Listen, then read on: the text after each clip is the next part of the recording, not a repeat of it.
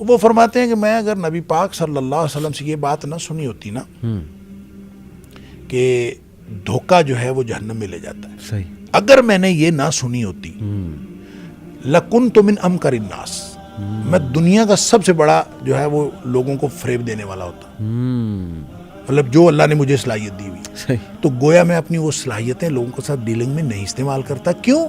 اللہ کا خوف ہے. اللہ، تو اصل چیز جو ایمان اگر انسان کے ساتھ ہو تو آپ کی صلاحیتیں بھی مینٹین. سب سے ایسی شخصیات جن پر لوگ جان چھڑکتے ہیں اور اپنا مسیحا مانتے ہیں، جیسے Bill Gates to name one, بہت بڑا فلنتھروپسٹ ہے، لیکن اس کی ایک اور شخصیت بھی ہے، اس کے بارے میں ہے جی کہ اسی نے کرونا وائرس کی یہ ساری مطلب بہت سی تھیوریز، کانسپریسی تھیوری کہہ لیں، اس نے پاپولیشن ریڈیوس کرنی ہے یا ریسورسز اس کے ہاتھ میں ہیں وغیرہ وغیرہ. ایلون مسک ایک نام ہے، وہ آپ کو پتہ ہے کہ کس لیول پہ وہ اس وقت اسپیس کے بارے میں کتنی انوینشنز کر چکا ہے، مارس کو کولونائز کرنا چاہتا ہے. تو میں اکثر ہی سوچتا ہوں کہ دیکھیں کیا پتہ، میں یہ نہیں کہہ رہا ہیں ہی، لیکن سپوز یہ دجال ہیں تو میجورٹی تو فالو کر رہی ہے، اور آج یہ کچھ بھی کہہ دیں کہ جی ہم دنیا کو اس طرح بچائیں گے تو میجورٹی تو فالو کرے گی، کیونکہ میجورٹی تو یہ مانی ہوئی ہے کہ دنیاوی معاملات میں تو یہ پی ایچ ڈیز ہیں، اور یہ تو پتہ نہیں کتنی بڑی بلا ہیں، جو یہ کہیں گے ہم مانیں گے. ہم کیوں مانیں باقیوں کو، ان کو تو علم ہی کوئی نہیں ہے.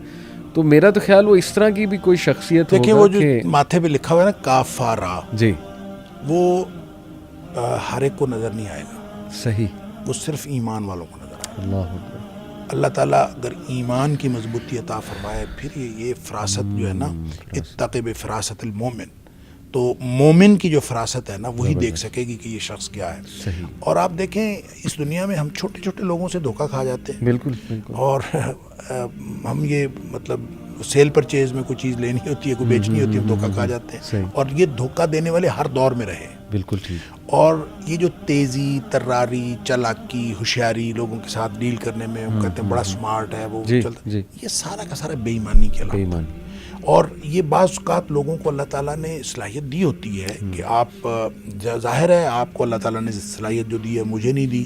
اور بعض لوگ بہت تیز ترار ہوتے ہیں، صاحب فراست بھی ہوتے ہیں، گفتگو میں بڑے جو ہے نا وہ چلتر ہوتے ہیں، ہر چیز ان کو مطلب اللہ تعالیٰ نے صلاحیتیں دی.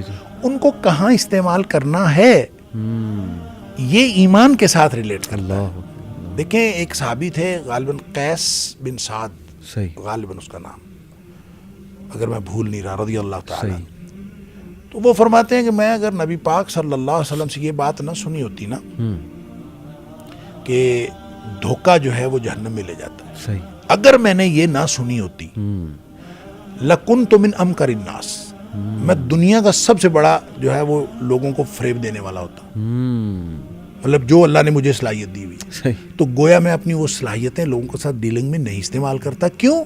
اللہ کا خوف ہے. اللہ، تو اصل چیز جو ایمان اگر انسان کے ساتھ ہو تو آپ کی صلاحیتیں بھی مینٹین رہتی ہیں. آپ ان چیزوں کو کوئی حرج نہیں کسی کے سامنے آدمی بدھو بن جائے، کچھ نہیں ہوتا. جب آپ اہل ایمان کے ساتھ ڈیل کر رہے ہوں اور کسی وقت آپ کو کوئی چھوٹی موٹی بات ایسی کرنی پڑ جائے تو یہ ایک پورا کلچر ڈیولپ ہوتا ہے جس کو ایمان کا کلچر کہتے ہیں. لہذا نبی پاک صلی اللہ علیہ وسلم نے دجال کے حوالے سے جب بات فرمائی، صحابہ حیران ہو گئے، کھانے کو کچھ نہیں ہوگا، سارا کچھ اس کے پاس ہوگا، ہر چیز اس کے پاس ہوگی، تو ہم کیا کھائیں گے؟ مطلب سارا کچھ تو اس کے پاس ہے، تو ہم اس کی اگر پیروکار بھی نہیں بننا، اس کے قریب بھی نہیں جانا، تو ہم کھائیں گے کیا؟ آپ نے فرمایا تسبیح، تحلیل اور تکبیر کافی ہوگی. لا الہ الا اللہ کہنے سے پیٹ بھر جائے گا، اللہ اکبر کہنے سے پیٹ بھر جائے گا، سبحان اللہ کہنے سے پیٹ بھر جائے گا. آپ اب دیکھیں نا، میں اور آپ سبحان اللہ اور الحمدللہ اور اللہ اکبر کی سارا دن تسبیحات کریں، ہمارا پیٹ تو نہیں بھرتا. کیا مطلب؟ اپنے آپ کو اس کا عادی بنائیں، اللہ کے ذکر سے آپ کی بھوک مٹے. جب آپ اپنے آپ کو اس طرح کا بنا لیں گے تو پھر آپ سمجھ لیں کہ آپ نے دجال کے مقابلہ کرنے کے لیے اپنے آپ کو تیار کر لیا. اور اگر آپ نے یہ نہیں کیا اور وہ ایمان ہی ہے جو آپ کو بچائے گا. دیکھیں اس کی ایک اور انٹرپریٹیشن میں نے پہلے بھی ایک دفعہ ہم نے یہاں بات کی تھی، تو میں نے عرض کیا تھا کہ نبی کریم صلی اللہ علیہ وسلم نے فرمایا سورہ کہف پڑھا کرو. آپ نے فرمایا میں ہوا، میرے ہوتے ہوئے نکل آیا نا، اور صحابہ ڈر گئے تھے نا، تو آپ نے فرمایا میرے ہوتے ہوئے آ گیا تو میں اس کے ساتھ لڑ لوں گا تمہارے، میں اکیلا کافی. اگر میرے بعد آیا تو تم سب نے خود بھی لڑنا ہے، اپنا اپنا حساب خود کرنا.